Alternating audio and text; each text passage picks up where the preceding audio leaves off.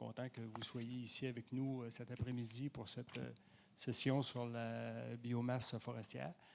Mon nom est Louis Germain, je suis directeur énergie et environnement au Conseil de l'industrie forestière du Québec. Le titre de la présentation cet après-midi est « Accélérer le développement de la filière biomasse forestière ». Puis, je trouve que le mot « accélérer » est très bien choisi parce que en 2016, quand on a travaillé sur la politique énergétique du Québec, la politique 2015-2030, mais qui est toujours active aujourd'hui, la biomasse représentait 8 % des besoins énergétiques du Québec. Je ne sais pas où on est aujourd'hui rendu, on va peut-être le voir dans votre présentation, mais dans cette politique énergétique-là, il y avait une cible qui était établie, la cible 5, qui était d'augmenter de 50 % la production de bioénergie d'ici 2030. On est rendu en 2022, ça veut dire qu'il nous reste 8 ans. Avec le mot « accélérer » nous impose vraiment un rythme, je pense qu'il va falloir pouvoir respecter. Fait que le sujet est très pertinent aujourd'hui parce que vous le savez, tantôt à 4h, 4h30, il va y avoir une présentation faite par le ministre Julien qui va être accompagné du ministre Charette pour venir présenter la stratégie sur les bioénergies et sur l'hydrogène. Alors, je vais, sans plus tarder, vous présenter nos deux conférencières qui vont nous entretenir sur le sujet dont je vous ai parlé tantôt. Evelyne Tifo, en bleu, qui est ingénieure forestière et titulaire d'un PhD en sciences forestières. Elle est professeure agrégée en sol forestier au département des sciences du bois et de la forêt et directrice scientifique de la forêt Montmorency, la forêt d'enseignement et de recherche de l'Université Laval. Ses travaux portent sur le rôle de la foresterie dans la transition énergétique et la lutte contre les changements climatiques. Claudia Goulet est directrice de la performance et du développement des affaires et actionnaire de Combustion Expert Énergie, une entreprise manufacturière spécialisée dans le domaine de la combustion et la production de centrales thermiques à la biomasse. Administratrice de sociétés certifiées, elle a siégé au conseil d'administration et présidé les comités d'audit de Recyc Québec, Transition énergétique Québec et de la Société d'habitation du Québec. Mesdames, je vous laisse aller. Ça va être une présentation qui va être faite en duo. Oui. Ça devrait durer à peu près une 40-45 minutes, puis on va prendre la période de questions après. Parfait. Merci, M. Germain. Donc, comme vous avez compris, dans nos bios, donc moi, je suis une académique, je travaille dans le monde théorique, dans le monde universitaire, et Claudia est une entrepreneure. Et on a atterri toutes les deux sur le sujet de la biomasse et on s'est posé au cours des années différentes questions. Donc, on a décidé aujourd'hui de vous présenter les questions qu'on s'est posées au cours des années, les réponses qu'on a trouvées, puis les réponses qu'on n'a pas trouvées, des fois. Donc, je vais vous expliquer d'abord comment moi j'ai atterri sur le sujet de la biomasse forestière, de la bioénergie. Ce que vous avez à l'écran, c'est une citation du groupe intergouvernemental d'experts sur l'évolution du climat, le GIEC. On entend souvent dans les nouvelles. C'est un regroupement de milliers de chercheurs qui relèvent des Nations unies et qui travaillent sur les enjeux du climat et qui font la synthèse de la littérature scientifique, donc dans différents rapports qui sont publiés année après année. Donc, dès 2007, le GIEC avait cette citation-là qui disait qu'un aménagement forestier durable qui vise à maintenir et accroître les stocks en forêt, tout en produisant d'une manière soutenue du bois, de la fibre et de l'énergie, va générer les plus grands bénéfices durables en matière d'atténuation. Donc, dès 2007 et même avant ça, le GIEC disait que l'énergie tirée des forêts, donc la biomasse forestière, c'était une des solutions gagnantes pour la lutte contre les changements climatiques. Donc, ça a commencé là, mon intérêt pour la bioénergie. Ici, c'est dans un rapport qui est sorti, en fait, encore un rapport du GIEC là, qui est sorti très, très récemment, là, il y a une couple de semaines, où ce que le GIEC identifiait les pistes d'action de lutte contre les changements climatiques. Donc, c'est un grand tableau comme ça avec toutes des pistes d'action. Et quand on regarde ça, il y a plusieurs de ces actions-là qui relèvent du secteur forestier. Et parmi celles-là, ici, j'identifie celles qui relèvent de la biomasse forestière. Et donc, encore une fois, depuis 2007, ils le disent, ils l'ont répété en 2022, donc les milliers de chercheurs à travers le monde reconnaissent le rôle essentiel de l'énergie tirée des forêts, la biomasse forestière, dans la lutte contre les changements climatiques. Et ici, c'est une autre organisation internationale qui évaluait la quantité de bioénergie qu'on devait mobiliser si on voulait arriver à répondre aux cibles de lutte contre les changements climatiques identifiées par le GIEC. Et là, donc, c'est IRENA, dans sa feuille de route, disait que ça nous prendrait 108 hexajoules par année d'énergie venant de la biomasse si on veut arriver à lutter contre les changements climatiques. Et la beauté de la bioénergie, c'est qu'on peut l'utiliser dans toutes les sphères d'activité, pour tous les besoins d'énergie des sociétés. Bien, la biomasse est capable de jouer un rôle, ce qui n'est pas le cas des autres énergies renouvelables. Donc, on a vraiment une versatilité quand on parle de bioénergie. Donc, c'est l'autre raison pourquoi je me suis intéressée au sujet. Toi, Claudia, Oui. pourquoi la biomasse? Bonjour tout le monde. Nous, on est un entrepreneur en chaufferie industrielle. Et pour vous situer un petit peu, là, l'entreprise a été fondée en 1997 et à ce jour, elle a réalisé 26 projets de chaufferie à la biomasse, allant de 750 kW à 30 MW. Donc, des systèmes à biomasse, on en a installés. Ce qu'il faut savoir aussi, c'est que ces clients-là, c'est des clients, c'est des scieries. Donc, dans notre histoire, nous, nos clients n'avaient pas d'enjeu au niveau de l'approvisionnement en bois. Ils l'avaient directement dans leur cours. Tranquillement, pas vite, il arrive des clients un peu plus institutionnels qui viennent nous voir pour des installations, qui nous posent des questions au niveau de l'approvisionnement. Puis c'est là qu'on a commencé à se gratter un petit peu la tête puis à aller explorer un peu où est-ce qu'on pouvait répondre à ces questions-là. On voulait les desservir vraiment dans des projets clés en main, donc s'assurer qu'ils étaient couverts au niveau de l'approvisionnement. Puis là, c'est là qu'est arrivé le défi. C'est difficile. On ne sait pas, il n'y a pas de point de chute. On a essayé des coopératives forestières, on a appelé des forestiers, on a appelé des scieries, on a appelé, puis c'est juste compliqué, là. Je ne vais même pas aller plus loin, j'ai juste arrêté là. Puis, c'est là qu'on s'est demandé, on s'est dit, qu'est-ce qu'on peut faire pour approvisionner nos clients? Puis, où est-ce qu'elle devient la biomasse? Je comprends qu'il y a des coopératives, je comprends qu'il y a des scieries, mais moi, là, si demain matin, je veux avoir accès à ça puis sécuriser mes clients, là, faut que j'aille la chercher en forêt? Comment je m'organise? Puis c'est là que mes questions sont arrivées, puis c'est là qu'avec Evelyne, on a commencé à un peu explorer ce sujet-là. Donc, d'un point de vue théorique, biomasse forestière, bioénergie, c'est une bonne idée. D'un point de vue d'un entrepreneur qui veut développer des systèmes de chauffage à la biomasse, donc elle se pose la question d'où peut provenir la biomasse forestière.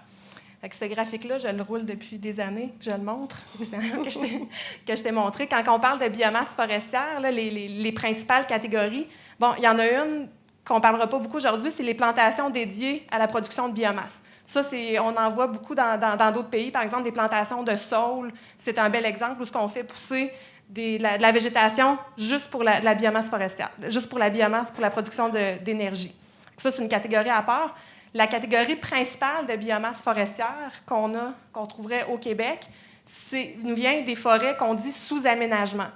Donc, au Québec, les forêts sont surtout publiques, puis il y a une partie privée aussi. Donc, c'est des forêts qu'on aménage pour toutes sortes de raisons, notamment pour la production forestière. Donc, il y a une partie de ces forêts-là qui sont, quand on parle des forêts publiques, il y a une partie de ce bois-là qui est attribuée par le gouvernement. Donc, c'est de la forêt publique, c'est le gouvernement qui donne des garanties d'approvisionnement à différentes usines pour aller récolter ce bois-là pour les produits conventionnels du bois. Donc, il y a du bois marchand qui est attribué, qui est récolté. En forêt privée, même chose, il y a du bois qui est récolté. Et donc, on a du bois qui se met à circuler dans la chaîne, dans le réseau industriel de transformation du bois. Et cette circulation-là, bien, ça génère des résidus. Donc, il y a des résidus primaires, qu'on dit primaires, qui sont générés directement en forêt. Donc, on va chercher les arbres, les parties d'arbres qui nous intéressent pour les produits conventionnels du bois. Et ça génère bien, des tops d'arbres, des branches, des petits morceaux de tiges qui ont peu de valeur et qui sont laissés en forêt. Donc, ce qu'on appelle les résidus primaires. Ensuite, lors de la transformation du bois, on a une génération de résidus qu'on dit secondaires. Donc, c'est les copeaux, les sciures, les planures, les rabotures, la liqueur noire. Donc, c'est des sous-produits de la transformation du bois. Donc, ça rentre aussi dans la catégorie de biomasse forestière.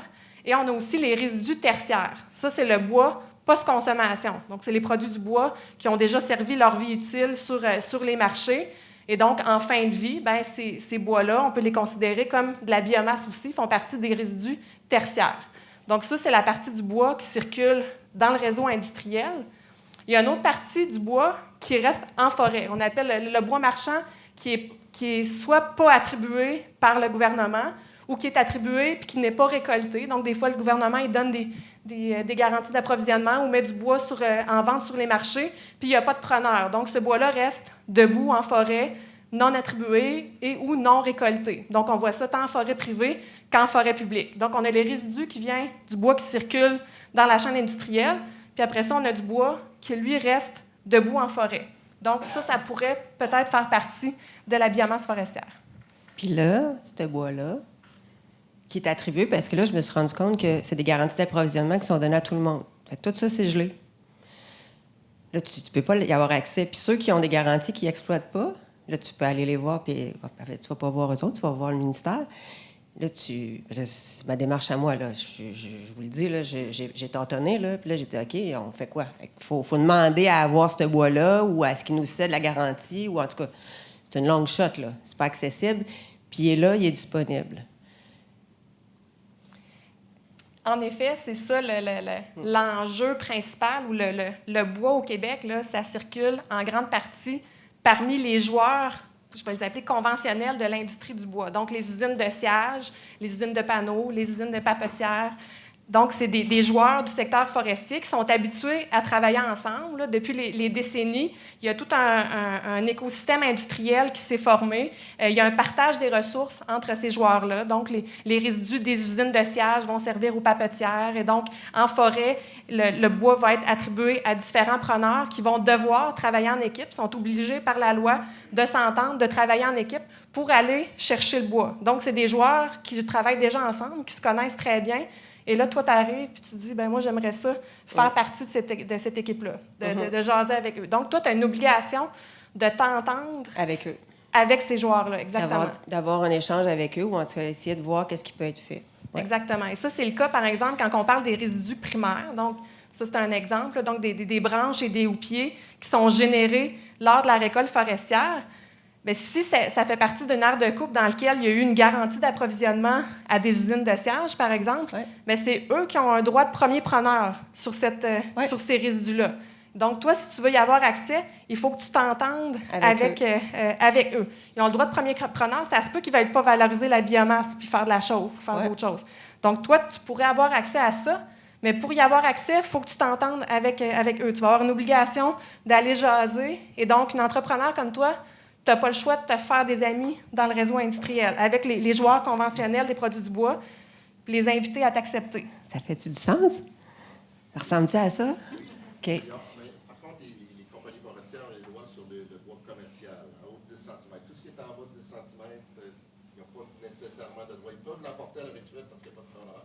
Éventuellement, preneur de biomasse pourrait avoir des garanties et avoir des droits. OK. Ouais. Mais là, moi, tu voulais-tu continuer là-dessus? On va en parler dans une minute de ce bois-là. OK. Puis là, moi, je regarde le bois là, puis je me dis, es-tu tout le temps bien cordé de même sur le bord du chemin?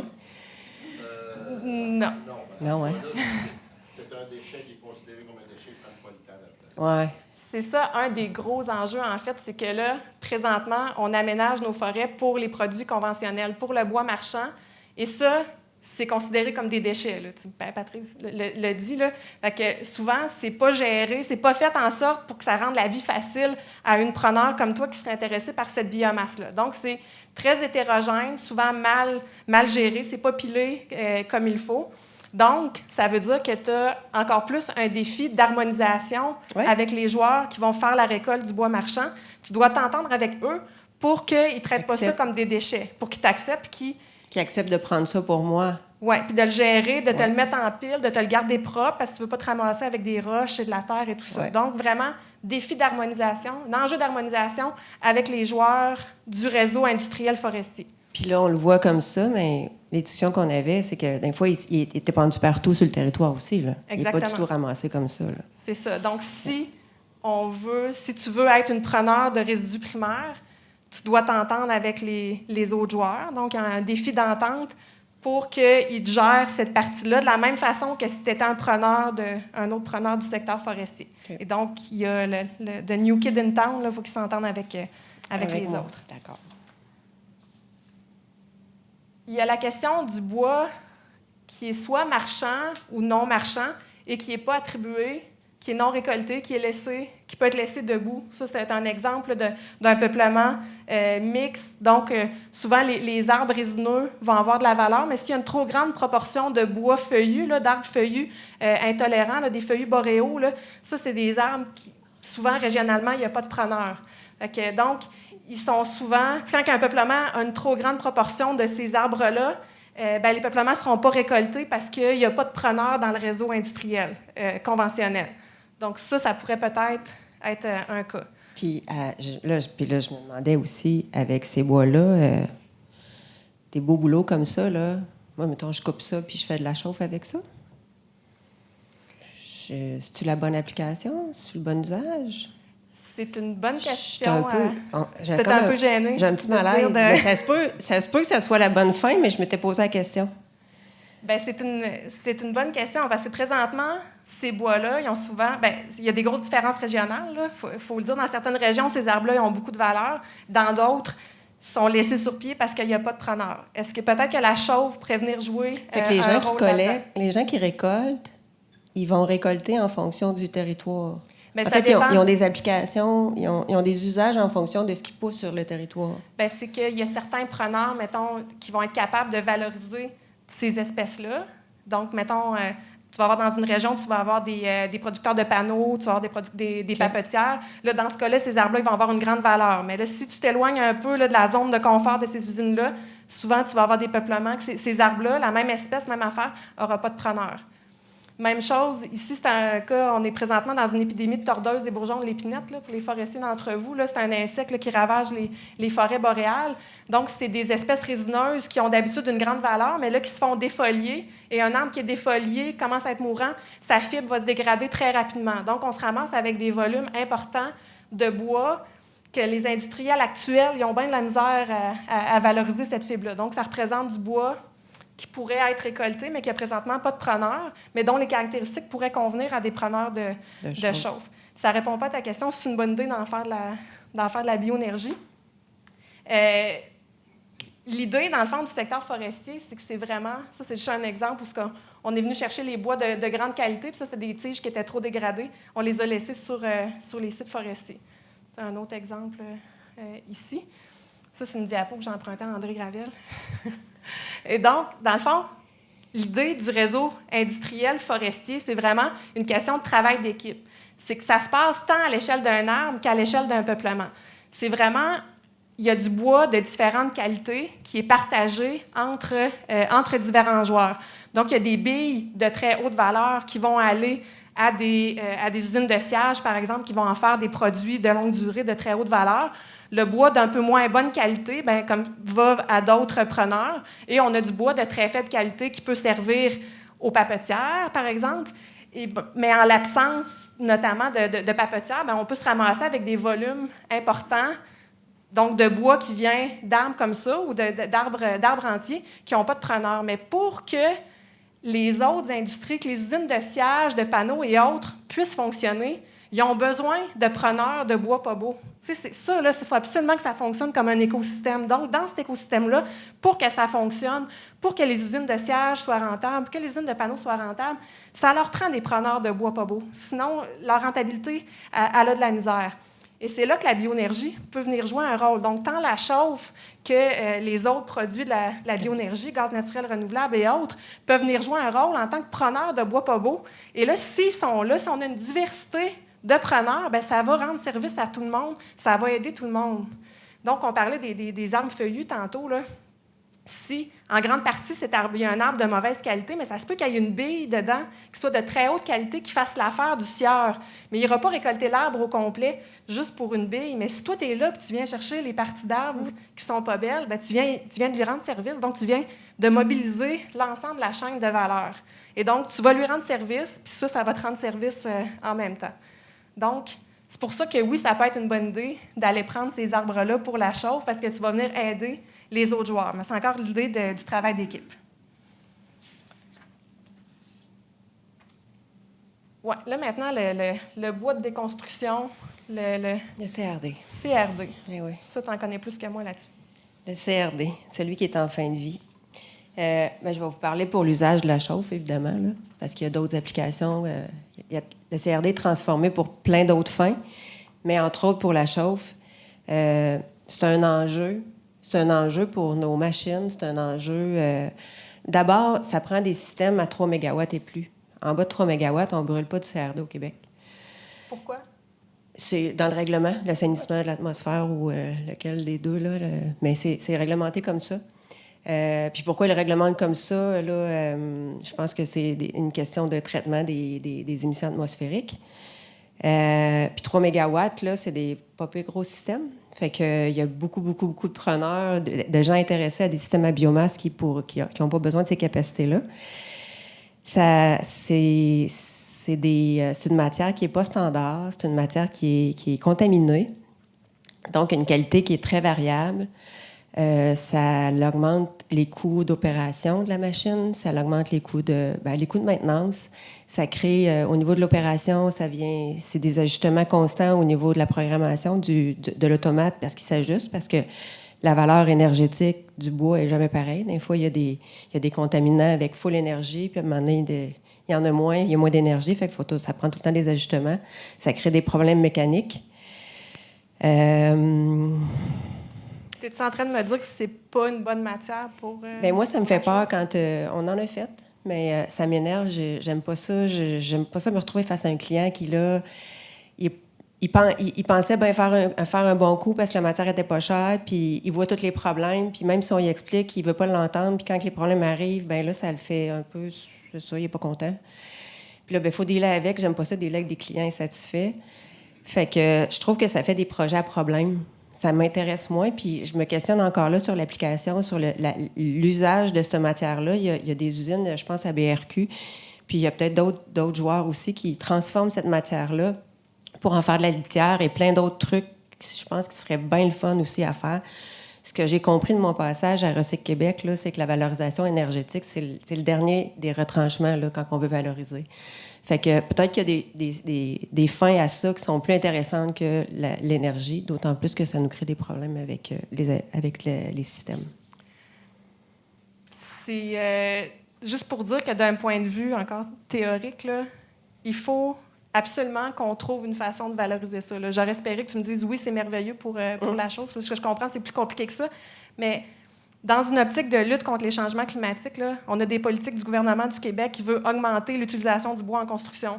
C'est fantastique, c'est super. Augmenter la récolte pour qu'on fasse plus de produits de construction, de produits de longue durée, c'est fantastique pour la lutte contre les changements climatiques. Mais pour que ça marche, il faut absolument qu'on gère la fin de vie de ces produits-là. Il faut faire la boucle.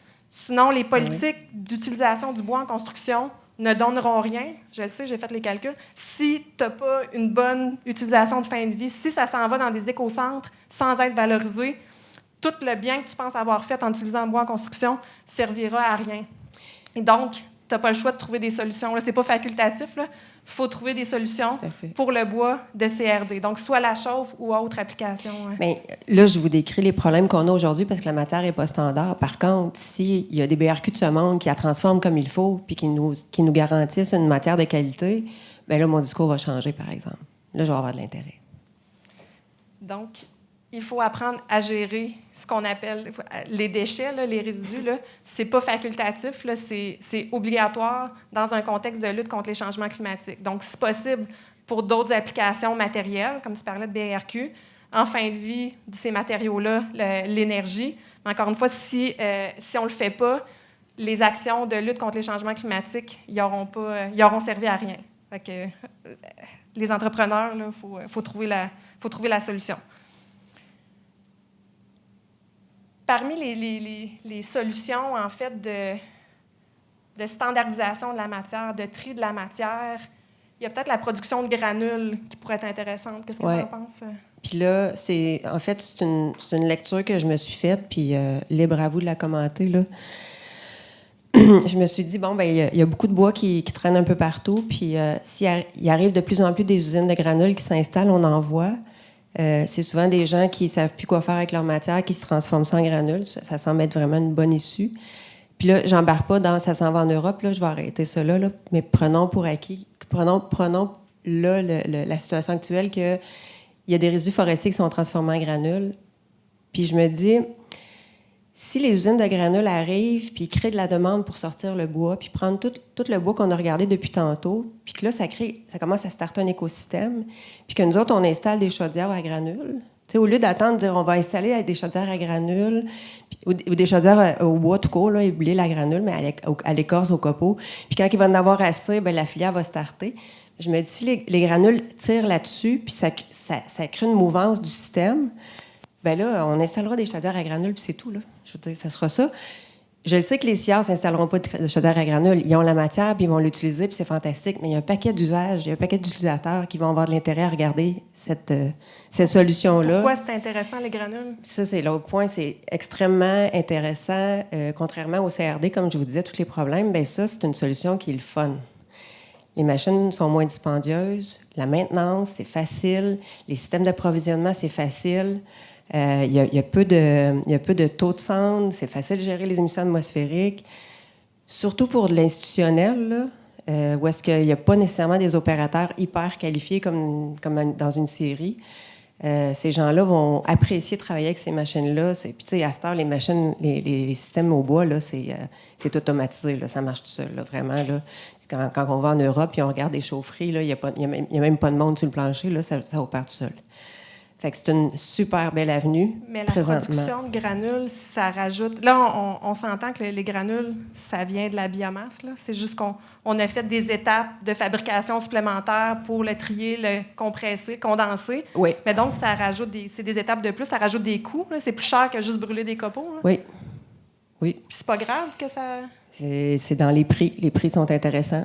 Les prix sont intéressants pareil. La tonne de granules, les modèles, quand on regarde la rentabilité puis le payback pour installer une chaudière qui va opérer à granules, c'est tout aussi intéressant. OK. Puis le trouble que les gestionnaires institutionnels sauvent en ayant une machine aux granules... C'est des coûts moins importants, là. C'est des coûts évités qui sont assez importants, là, qui sont c'est des coûts évités. Parce que leur chaudière aux granules est plus facile à gérer, leur approvisionnement est plus facile à faire. Oui. C'est facile de trouver l'approvisionnement, là. On installe une chaudière à granules, il y a des producteurs de granules partout, c'est réglé, c'est canné. Il n'y a pas de casse-tête, c'est sécuritaire pour la personne. Fait que on vient d'y enlever un risque, là. Oui.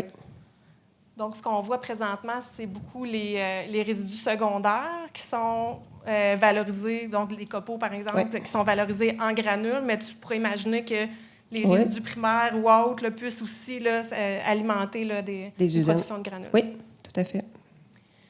Donc, la question de standardisation puis de normalisation, tu parlais là, des granules, c'est que tu as un produit standard, là, vraiment simple. Mais on peut penser appliquer la même chose à l'ensemble des autres sources de résidus. Là. Dans le fond, la clé, là, c'est ça, c'est la standardisation du produit, mais on pourrait le faire aussi directement avec les copeaux. On ne l'a pas présentement. Les copeaux qui vont aux papetières ou aux panneaux, ça, on a des critères de qualité, il y a une couleur et tout, une grosseur. On sait ce que ça nous prend pour que ça serve au papier, que ça serve aux panneaux, mais on pourrait avoir le même genre de normes pour les chaufferies, ce qu'on n'a pas présentement. Oui.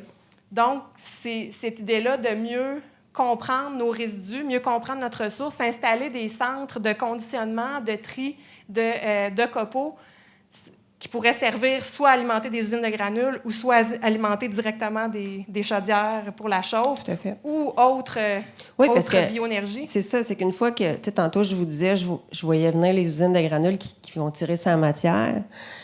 Ça ne veut pas dire qu'on va juste convertir à granules. C'est que cet écosystème-là qui va se créer va amener ce que tu viens de décrire. C'est que là, tout d'un coup, on va avoir accès à de la matière puis qui va être un peu plus standard que ce qu'on a là. Puis là, il va y avoir de l'offre qui va se créer. Oui. Ouais. Donc, une partie importante aussi de cette standardisation-là, c'est la professionnalisation de la chaîne d'approvisionnement. Là. C'est que, ça. Je pense à M. No qui en parle souvent. Là, ça nous prend des gens qui sont qualifiés, qui sont formés pour comprendre la biomasse forestière et donc développer des chaînes qui sont performantes, savoir quoi faire avec. Et après ça, ça peut servir aux granules, ça peut servir à la chauffe, ça peut servir aux autres, au gaz naturel renouvelable, au diesel renouvelable et autres bioproduits. C'est qu'un coup que tu as ça, là, ça vient alimenter tout le reste, la transformation. Les preneurs vont être au rendez-vous. Je voulais donner un exemple ici, là, comme prof d'université, on aime ça les graphiques. Donc, c'est une étude qui a été faite en Colombie-Britannique, à l'Université de British Columbia, où ils se sont installés un système de gazification à la biomasse forestière. Et donc, ça, c'est avec le temps, leur production d'énergie qu'ils ont été capables de faire avec leur système. Ce qu'on s'est aperçu, c'est que là, dans les premiers mois, ils n'étaient pas tellement bons. Là. Ils recevaient des résidus qui venaient des forêts, qui venaient de bois de déconstruction, de bois de CRD. Et là, ils n'étaient pas bien bons pour tout trier ça, que leur usine de gazification n'était pas tellement efficace. Mais très rapidement, ils ont trouvé des trucs vraiment simples de juste bien tamiser leurs résidus, faire quelques étapes de broyage supplémentaires, très simples, pas besoin d'équipements bien compliqués. Et juste en appliquant ces étapes-là, très simples, ils ont été capables d'améliorer vraiment significativement le rendement de leur unité de gazification. Donc, on appelle ça l'apprentissage technologique. C'est que quand tu commences, là, bien, au début, tu n'es pas bon. Là. C'est sûr que tu n'es pas bon, mais avec le temps, tu apprends et tu deviens bon. Mais si tu te fies juste à la rentabilité des premiers mois, tu te dis c'est donc bien de la merde, ce système-là. Ouais. Mais avec le temps, on s'aperçoit que bien, là, ils prennent des trucs, donc ils apprennent en faisant. Et donc, ils ont fait de l'apprentissage technologique avec des méthodes simples et ils ont significativement amélioré leur rendement. Et c'est pas sorcier, là, ils n'ont pas construit une fusée pour aller sur Mars. Là, ils ont juste installé des broyeurs, des tamis. Ils ont pré-traité leur matière. Exactement. Ça ils ont donné de la qualité, ça a donné de la performance. Exact. Et donc, cette biomasse-là, dans le fond, ce qu'il faut comprendre, c'est que ça part toutes de la même ressource. Les sources de biomasse forestière qu'on parlait tantôt, bien, c'est la matière première qui peut servir à toutes sortes d'applications possibles. Moi, de mon côté, là, je suis agnostique là, avec ce que vous voulez faire avec la biomasse. Là. La partie d'approvisionnement, un coup qu'on l'a réglé, ça peut servir à la chauffe, ça peut servir au gaz naturel. Donc, un exemple ici de chaufferie communautaire, par exemple, ça peut servir à ça. Ça peut servir... bien, ça, c'est ton usine... c'est une installation pour des serres. En fait, c'est un centre de formation professionnelle agricole à Mirabel qui s'est installé des serres et qui chauffe justement à la granule, entre autres. Oui. Exactement. Donc, ça peut servir à la Cité verte là, à Québec, là, où ils brûlent de la granule. Bioénergie Côte-Nord. Donc, ils font d'huile pyrolytique qui peut remplacer le mazout.